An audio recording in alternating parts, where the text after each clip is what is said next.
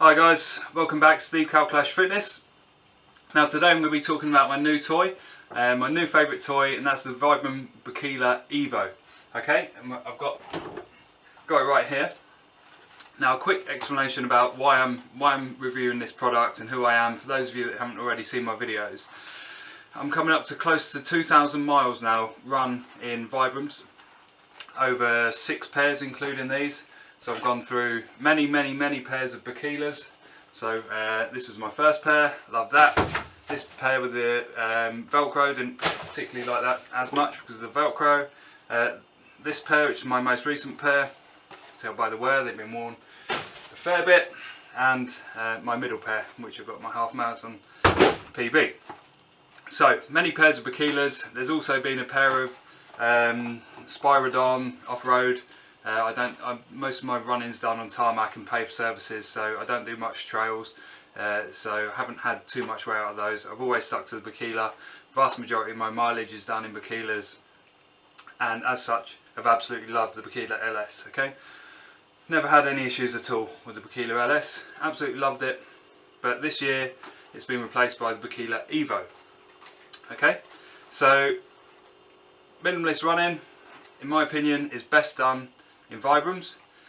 Not only that, I think running full stop is best done in Vibrams. I think it's the healthiest, most efficient, injury-free form of running that you can possibly have. Right? It's making you run as if nature intended. So you're landing on your forefoot, your body weight is underneath your centre of gravity, and you're pushing backwards rather than landing forward on your heel, absorbing all the shock through your knees, hips, and pushing backwards with an inefficient strike. Okay. Now a lot of people, especially with the original Vibrams, were very concerned about the lack of padding.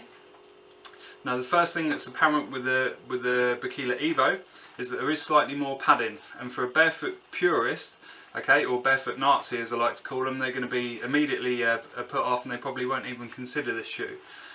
And to be honest, it did worry me a little bit when I first got it. One of my gripes with the Vibram Bikila, the original model, was that when running on asphalt and tarmac all the time, they do wear out, because especially running at speed, the heel does wear out quite quickly.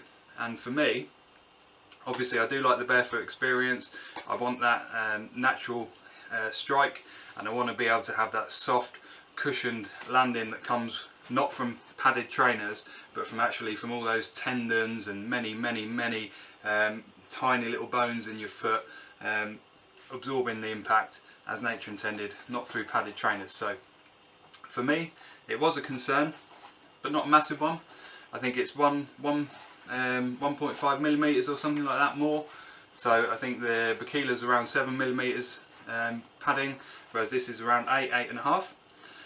And to be honest, I'll probably build that up in hard skin on my feet and get rid of it and build it up again over the course of the year anyway. So to be honest, not a lot, but it is noticeable. There is more padding there.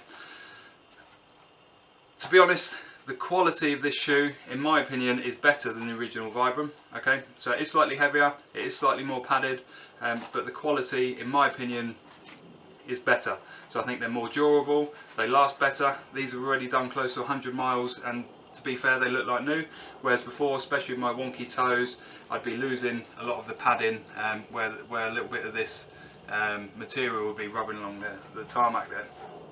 So already a better value for money shoe in my opinion. Foot strike wise, the padding doesn't really make a great deal of difference. It's marginally noticeable, but you know, after a couple of miles, a couple of Ks, you're used to it. You know, it's not that much of a difference. And I think what it actually does do is reduces that fear factor for anyone that's new. That tiny bit of extra padding is going to help you come into the Vibrams. And for anyone that is experienced in running in the old Bikilas, don't be afraid, don't be put off by the slightly higher padding. It's not going to make a difference at all. Hasn't made a difference to me. I've absolutely loved running in these trainers. Now what I think, so they've increased the padding, which I think reduces the barrier to entry for new people. But one of the other barriers to entry for new runners that want to run in Vibrams is the fact that they look a bit strange. And I don't think that Vibram's done any favours to themselves by making them so bright. So for me, I don't care. I run in a black pair, I run in a bright pink pair if I had to. I just buy whatever is the cheapest, best deal on the internet. I'll comb it and I'll buy regardless of price. I don't care what people think. I don't care, you know, if everyone thinks I'm an idiot. It makes absolutely no difference to me. It's not going to affect my run. It's not going to affect my times or my distance or anything like that. People can think whatever they want. However, most people don't think like that. So running along in a bright turquoise, luminous yellow pair of Vibrams, it's going to attract more attention than it normally would. A lot of people aren't going to be comfortable with that, especially if you're new to this type of running. So a little bit of a barrier to entry, but that's again a personal choice. And my advice would be, if it's the colour that's putting you off trying these, or the brightness, or what people will think, put that to the back of your mind. These are the trainers that you want to be running in, okay?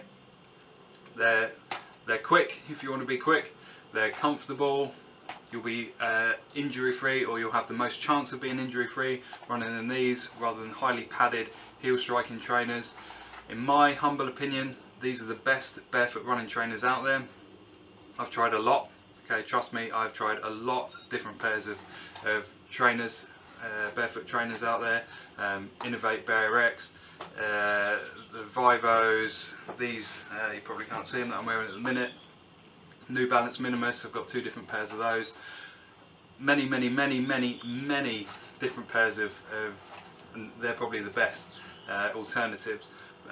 Vibrams are by far and away the best pair of shoe for minimalist running, injury-free running that you can get. Okay, you're going to go out there, you're going to start enjoying the experience, you're going to build up slowly.